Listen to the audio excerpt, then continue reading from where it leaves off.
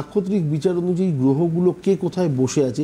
বৃহস্পতি জেনারেলি 10 তারিখ অবধি যেমন রোহিণী নক্ষত্রে বসে আছে, যাদের ভরণী নক্ষত্রে জন্ম, স্পেশালি প্রত্যরিতে বসে আছে। এবং আমার বিশ্বাস এই সময়টা আপনাদের কোথাও না কোথাও জটিলতা হওয়া, কাজগুলোর একটু ডিস্টারবেন্স, এই জিনিসগুলো পেতে পারেন। এর ক্ষেত্রে কি হয় যে বাধা, আপনি জানতে পারবেন যে এই টাইমটা আমার বাধা আসবে, এই টাইমটাতে আমার জটিলতা আসবে, এই টাইমটাতে আমার ফ্যামিলিতে কিছু না কিছু একটা ডিস্টারবেন্স চলছে। এটা নবতারা চক্র যদি আপনারা চেক করেন ডিটেলস পেয়ে যাবেন। আচ্ছা, এবার এটা তো আমাদের পক্ষে সম্ভব নয়, তার জন্য আমাদের জ্যোতিষ ব্যক্তিত্বদের কাছে যাওয়া উচিত যারা এই সমস্ত বিষয়ে অভিজ্ঞতা সম্পন্ন। আর এই শ্রীদেব একটা কথা বললে আমি খুব একে সমর্থন করি, বিশেষত আমার ফ্যামিলিতে তো করেই, যে আমাদের এই যে জীবন, আমাদের যে জীবনটা ये बड़ी होनी चाहिए, लंबी नहीं। लंबी से बड़ा होने से मतलब ज़्यादा है। তো দীর্ঘদিন বাঁচার থেকে বড়ভাবে বাঁচুন, ভালোভাবে বাঁচুন।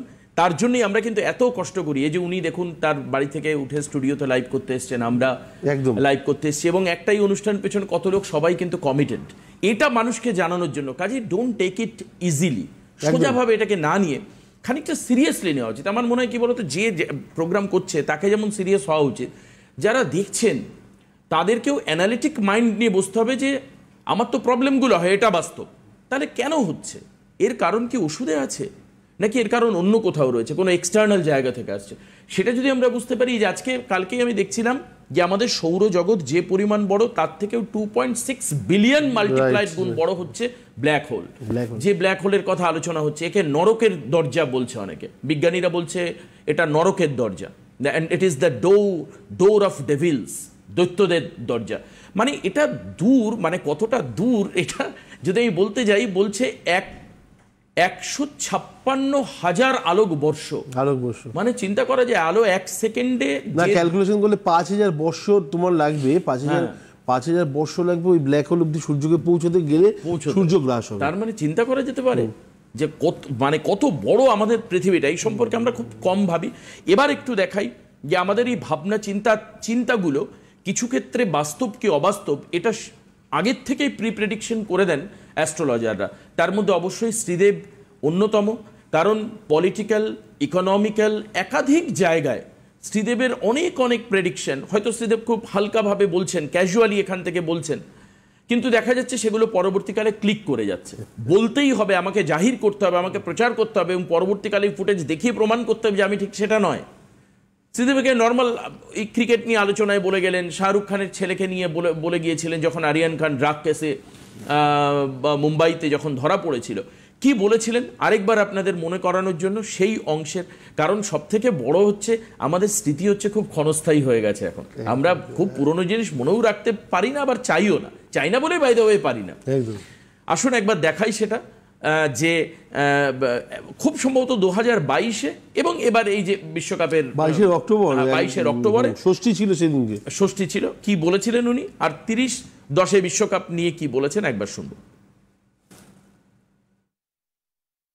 কিন্তু অ্যাস্ট্রোলজির বিচারে বর্তমানে এই সময় সোশ্যাল মিডিয়া এবং মিডিয়ার hotcake Aryan Khan, the son of Shahrukh Khan, সব থেকে বড় এখন মানুষের প্রশ্ন যে আরিয়ান খানের কি হতে চলেছে। সঞ্চালনা চলছে এই মুহূর্তে টোটালটাই। তো একটা সম্ভাব্য ডেট বলার জন্য আমাকে বলা হয়েছিল যে কত তারিখের মধ্যে উনি রিলিজ হতে পারেন। তো স্পেশালি আমার মনে হয় না যে খুব কাছাকাছি কিছু হওয়ার একটা জায়গা আছে। যেটা হচ্ছে সেটা হচ্ছে 25-10 থেকে 31-10 এই টাইমটার মধ্যে একটা জায়গা হলেও হতে পারে। যদি কোনো কারণে এই তারিখটা মিস হয় তাহলে ডেটটা 6-11 থেকে স্টার্ট হবে। তারপর কিন্তু আমার মনে হয় একটা বড় জায়গা আসতে পারে রিলিজের।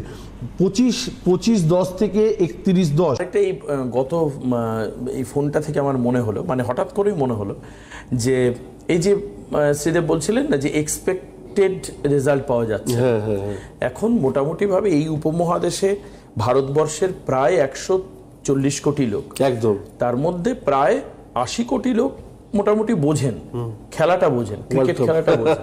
তো ব্যাপার হচ্ছে world cup is going on, এবং আপনি জানেন outstanding enormous performance that India has given এখনো পর্যন্ত। তো এবার ভারতবাসী, যেহেতু শ্রীদেব নানান national international prediction, political, apolitical famous film ফ্যাটার্নিটিদের নিয়ে, সেলিব্রিটিদের নিয়ে বারবার করেছেন এবং সেগুলো ক্লিক করেছে মারাত্মকভাবে। তো আমি সেই জন্য আজকে প্রশ্ন করছি, আজকে সারা ভারতবাসীর একটাই মানে ইংল্যান্ডকে হারানোর পরে আরো বিশেষ করে যে যা সুন্দর, মানে আমাদের তো ভারতের স্ট্রেংথ সবসময় ব্যাটিং ছিল, কিন্তু এখন bowling is equivalent, is very develop, খুব সুন্দর অলরেডি। মানে কুলদীপ বা এরা যেরকম ভাবে বল করছে।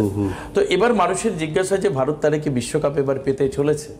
মানে আমি হয়তো ডিরেক্ট হয়তো শ্রীদেবের উত্তর না দিতে পারে, কিন্তু আমরা শ্রীদেবের উত্তরের জন্য অপেক্ষা করব। কি আমি আমি আমি আমি খুব আশাবাদী, অত্যন্ত আশাবাদী যে ধোনির পরে 11 সালে ধোনির পরে যেন রোহিত শর্মা এই বছর পায়।